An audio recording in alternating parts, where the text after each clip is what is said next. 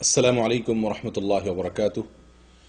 إن الحمد لله والصلاة والسلام على رسول الله وعلى آله وصحبه ومن والاه أما بعد.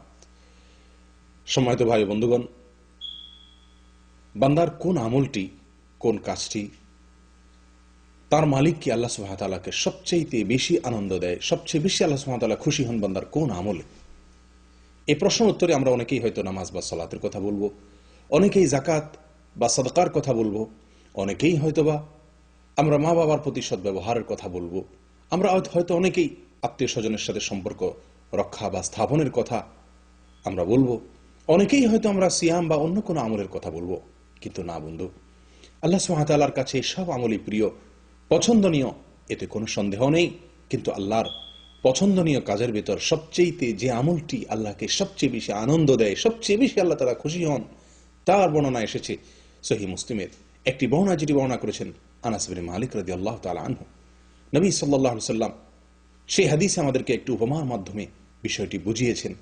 তিনি বললেন, এক ব্যক্তি সফর করেছে কোন একটা মরুভূমির পথে, তার সাথে যে সওয়ারি ছিল, বাহন ছিল, ঘোড়া কিংবা ওট অথবা গাধা তার পিঠে, সেই ব্যক্তির দানা পানি, তার সফরের সমস্ত পাথেয় প্রয়োজনীয় জিনিসপত্র ছিল।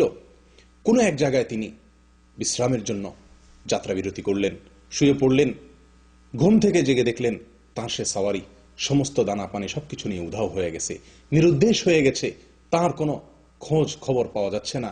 ডানে বামে, সামনে পিছে, চতুর্দিক তিনি চেয়ে দেখলেন, কোথাও তিনি তার সে সওয়ারির কোনো নাম গন্ধ লেশ মাত্র তিনি পেলেন না। নিরুপায় হয়ে নিরাশ হয়ে গেলেন। আশা ছেড়ে দিলেন যে তার সে সওয়ারি আর ফিরে আসবে, অথবা তার সে দানা পানি তিনি পাবেন এবং তা দিয়ে তার জীবন নির্বাহ করবেন। ক্ষুধায় কাতর হতে হতে দুর্বল থেকে দুর্বল হয়ে পড়লেন। একটি পর্যায়ে কোনো এক গাছের নিচে তিনি শুয়ে পড়লেন, মৃত্যুর জন্য অপেক্ষা করছেন যে এই মরুভূমিতে, জনমানব শূন্য মরুভূমিতে কোনো লোক এসে আমাকে বাঁচাবে, কেউ এসে আমাকে আশ্রয় দিবে, কেউ সাহায্য করবে। এই আশা একান্তই দুরাশা ছাড়া কিছুই নয়। সেজন্য তিনি মৃত্যুর জন্য অপেক্ষা করছিলেন এবং এক পর্যায়ে তার ঘুম বা তন্দ্রা এসে গিয়েছিল। হঠাৎ করে তিনি চোখ মেলে দেখলেন যে তার সে সওয়ারি সমস্ত দানা পানি সবকিছু সহকারে হাজির হয়ে গেছে।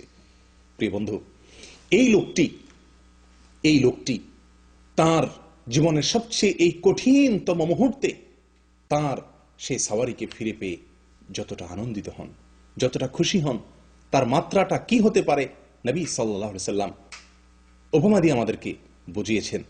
লোকটি খুশি হয়ে আনন্দের আতিশয্যে বলে বসলো আল্লাহ সুবহানাহু ওয়া তাআলাকে লক্ষ্য করে, হে রব, হে আল্লাহ, আনতা আবদি ওয়া আনা রব্বুক, অর্থাৎ আমি তোমার মালিক, আমি তোমার রব আর তুমি আমার গোলাম। আল্লাহকে বলছে, অর্থাৎ আনন্দের আতিশয্যে অতিমাত্রায় আনন্দিত হয়ে তিনি খেই হারিয়ে ফেলেছেন, উল্টো বলে ফেলেছেন।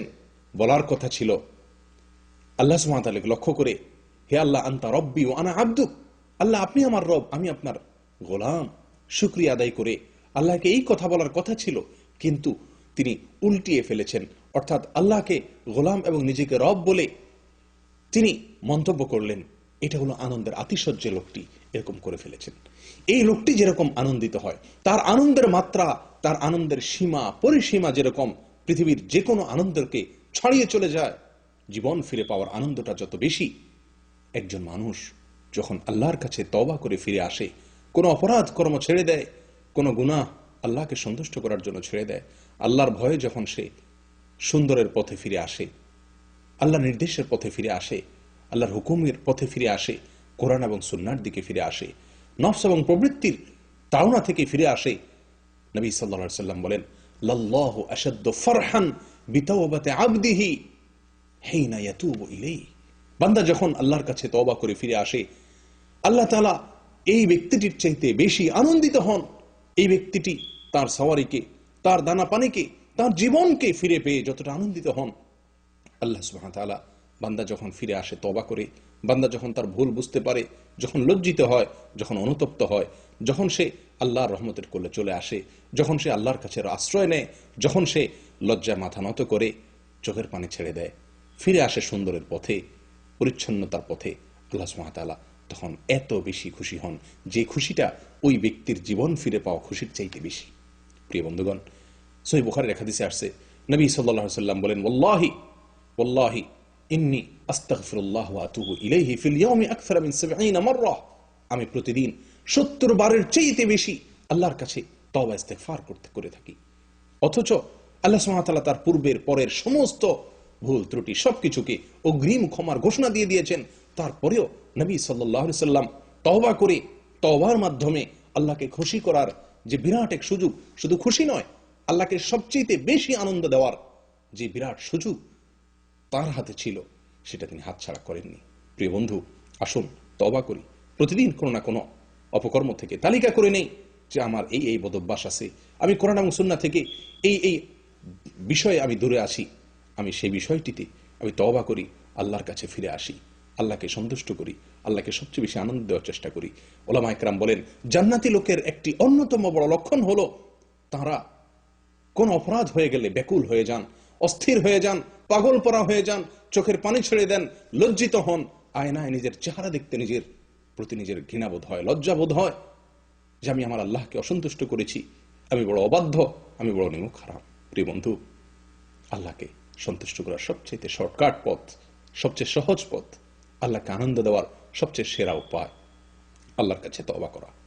আল্লাহ সুবহানাহু ওয়া তাআলা বলেন, ইন্নাল্লাহা ইউহিব্বুত তাওয়াবিন ওয়া ইউহিব্বুল মুতাতাহহিরিন। যারা তওবা করে আল্লাহ সুবহানাহু ওয়া তাআলা তাদেরকে ভালোবাসেন, পছন্দ করেন। শুধু ভালোবাসেন, পছন্দ করেন তা নয়, আল্লাহর পছন্দের, আল্লাহর ভালোবাসার তালিকা অনেক দীর্ঘ, কিন্তু আল্লাহকে সবচেয়ে বেশি পুলকিত করার, আনন্দিত করার উপায় হলো তওবা। আসুন তওবা করি, আসুন আমরা ইস্তেগফার করি। আল্লাহ সুবহানাহু ওয়া তাআলা আমাদের সকলকে তওবা এবং ইস্তেগফারকে আমাদের জীবনের অবিচ্ছেদ্য অঙ্গ, অবিচ্ছেদ্য অংশ বানানোর তৌফিক দান করেন।